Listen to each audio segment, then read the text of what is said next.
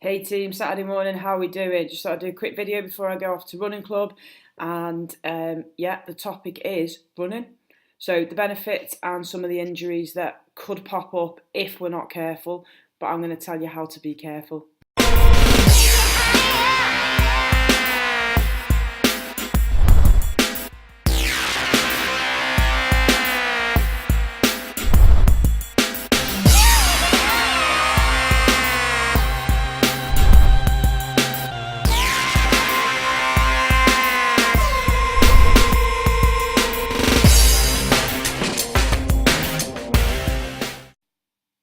Good morning, how are we all doing? So yeah, a video on running. Basically, those that know me, I'm training for my first half marathon. Let's just get that window out of the way. There we go. Perfect. Yeah, so I'm training for my first half marathon this year. I'm actually doing two. Never been a runner before. Always ran on the pitch and that was it. So I decided to get into running. Why? For a challenge for me. And then I started a running club with that outdoor girl, which I'll give you details about later on. And the results are phenomenal that the ladies are getting, and of course that I'm getting from my running. So I thought I'd go through the benefits, go through how to start off, give you a bit of information on my courses, and go through some of the injuries that you could get if you don't follow my guidelines. Simple as. So benefits of running then, what is it? Well, the biggest thing is weight loss. So running is a massive calorie burner. But that doesn't mean that when you go out for a run, you can go and have a Mackie D's or a Domino's or an Indian. For you to lose weight with running, you have to kind of balance your calories out, okay? And you always have to be in a calorie deficient mode. But I'll do another video on that later on in the week so you understand it all. So yeah, running is great for weight loss. It's also good for strengthening the lungs. Obviously, you're pushing your lungs all the time through running. And as my ladies know, you'll kind of hit that wall where you go into what we call a panic breathing mode. And then you kind of push past it and everything relaxes. That's your lung capacity building and your lung strengthening. So obviously it's going to help with, healthy lungs. Anyone with asthma, it's going to open up the lungs and make it minimal for these attacks happening. It strengthens the immune system. So obviously you're running outside, you're running with other people, etc., etc. It builds up your body's tolerance to deal with germs, basically. You get physically strong legs, so you don't even have to train your legs in the gym if you don't want to, because the legs are the biggest part in running. It's carrying your body weight, it's pushing you forward, you're taking it to the max. You know, look at runners' legs. You've got your marathon runners, which are quite spindly, but they've still got muscle tone on there. And then if you look at the sprinters, granted they do some weight work, but you've still got that good build and that good definition there, and that's from the running. Relieve stress. Can't tell you enough how much it relieves stress. Someone that's got a stressful job, behind a computer, on the phone all the time, you can literally have an hour to yourself. Plug your headphones in, just forget about the world, forget about anything, put your best playlist on and just go. And you get yourself into your own little bubble. So it relieves the stress. What else? Increases your confidence. So as you're increasing your fitness, decreasing your weight, or maintaining your weight, you're gonna improve your confidence because you're achieving something. You're getting that positivity, you're getting that good mentality. So yeah, improving your confidence is another one. You feel more in control, and when your mileage is getting further and further and further, it's a sense of achievement. You start off at 30 seconds on week 1, and then come week 6, you're running 10 minutes non-stop, and you never thought you could do that. So it's a massive sense of achievement. It increases bone density. So osteoporosis is something that's getting spoken about more and more now. Osteoporosis is basically brittle bone disease. It happens in the older generation, so anywhere from, I would say, 35 plus, but it could happen before. By running, what's happening is the impact and the stress that you're putting your bones through, the body then releases minerals to those bones to enable them to do what you're asking them to do. So in turn, it then strengthens the bone density, it strengthens the bones up, therefore decreasing your risk of osteoporosis. It helps with blood pressure. So the arteries are expanding and contracting while they're working, so they're getting the blood pumping to the muscles that are working. So they're getting an exercise as well. So they're going to get stronger.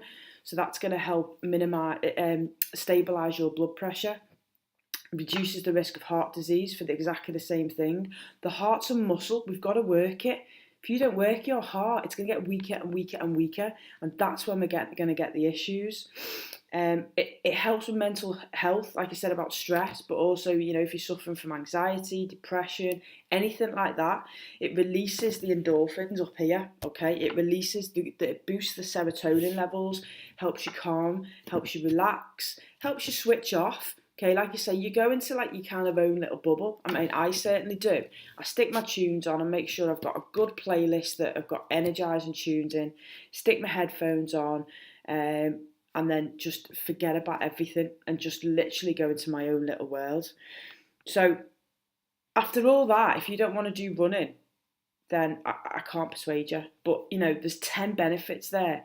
You're controlling your weight, you're decreasing risk of heart disease, high blood pressure, osteoporosis. It helps with your sleep, okay? So obviously you're getting exercise. You're also starting to release the endorphins and the serotonin, which helps you calm and relax. So by getting into a habit of running, it's going to stabilise everything for you. So now that we've got the benefits and we're thinking, yeah, okay, I want to give this a go here, let's just go on the flip side and look at some of the negative things. There's that window again.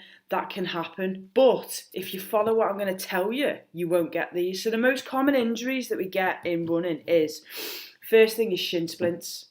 I've suffered from shin splints, and I think a lot of my ladies have touched on getting shin splints, but we've caught it just in time. Shin splints is a pain down the front or the inside of your lower leg, okay? So your shins are the front.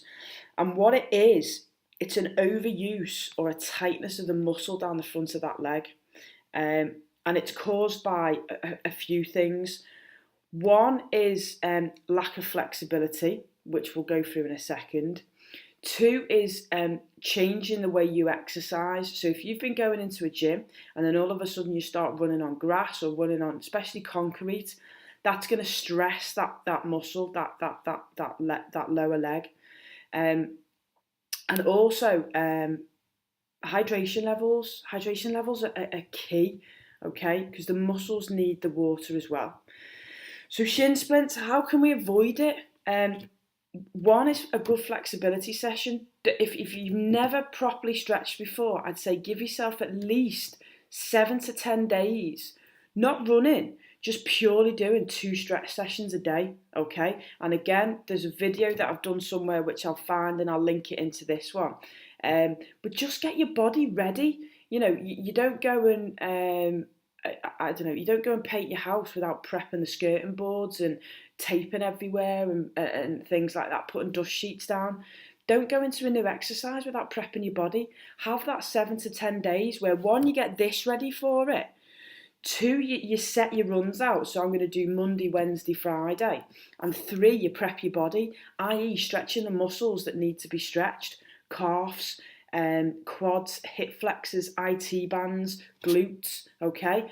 All the muscles that are going to be used during that run. Also doing core stability exercises, so strengthening up your 1, lower back, and 2, your transverse abdominals, okay? Because they're the 2 that are going to keep your posture upright. Another common thing that people get is pain in the knee, something called runner's knee. And yeah, I am reading from notes because I can't remember all this because I'm getting old. And runner's knee is basically an overuse and possibly a misalignment of the kneecap, so to speak. So what happens is over time, the cartilage in the knee will start to wear down, okay? And that's when you start to feel the pain. That's when the kneecap just comes slightly out of alignment, and that's where the pain is. Now, the pain mostly happens when you're squatting, when you're sitting down, or when you're going up and down the stairs. And that's when you know you've kind of overdone it a little bit. And again, the key to that is just prepping the body, flexibility, and building up slowly. You know, I can't stress enough how, one, you've got to prep, two, you've got to build up slowly. You know, the 12-week course I do, week 1, we start off at literally 30 seconds running with a 60-second rest. So minimum time running and then a big rest, just to get the bones, the tendons, the joints used to that impact, used to that change. And then lastly, one of the most common injuries is Achilles tendonitis. So your Achilles is that hard bit that if you run your fingers down or up from your heel bone towards your calf, you'll feel that hard bit of gristle, probably about so wide. Okay, that's your Achilles tendon. Now that attaches to the muscles underneath the foot, and at the top it attaches to your calf. So it kind of keeps the foot attached to the leg, basically. And what happens with that is, because you're doing this movement all the time, that tendon's getting used a hell of a lot, to a certain degree that it's never been used before. So then you get the inflammation. So obviously if the muscles under the feet are tight, and obviously if the calf is tight, that's going to pull on that Achilles, and that Achilles is going to go, hang on a minute, I can't do this. What are you doing? So again, flexibility is key. You know, prep the body after you run, stretch off, because as soon as you start, but as you're running, your muscles warm up and they're doing this, okay? As soon as you stop, your muscles shrink, okay? And if you don't stretch them back to their normal position, what happens is the muscle gets shorter and shorter and shorter, which means on the joints below and above, okay, the range of motion is struggling. The tendons are struggling because they've got this pressure. So flexibility is key on everything. If you want to run, make sure you've got the stretching techniques. Make sure you've got a routine. Make sure you've got the flexibility. And then also build it up. Don't just think, yeah, my fitness is great, I'm just going to run 3 miles straight off. Yeah, your fitness might be great, but your body's not used to the constant pounding, the constant impact. So start off slow. You know, couch to 5K is a good way. You're starting off in, like I say, 30-second intervals with a 60-second rest. And as the weeks go on, the run intervals lengthen and the rest intervals shorten. And that's the best way to build it up, to minimise injury, to keep your confidence and your motivation high. You know, if you go off for a 3-mile run and you end up coming back at 1.5 miles, what's your motivation level going to be like? You're going to be so deflated. So build it up. 12 weeks is a good build-up phase to get you from doing nothing to hitting your first 5K. You could even do it if you've got a good fitness level at 6 weeks. You know, some of my ladies are achieving that already. So I hope this has helped. Now that the nights are getting lighter, you know, holidays are coming up, you can get out there and, you know, hit the track, get on a field, get on the road and start doing some running stuff. I do run a course, a 12-week course. We're halfway through the first one, which has been very successful, running it alongside with That Outdoor Girl. So if you search them on Facebook, thatoutdoorgirl.com, they do have a website as well. The next course is starting in April. I think it's the 13th of April, if I'm correct.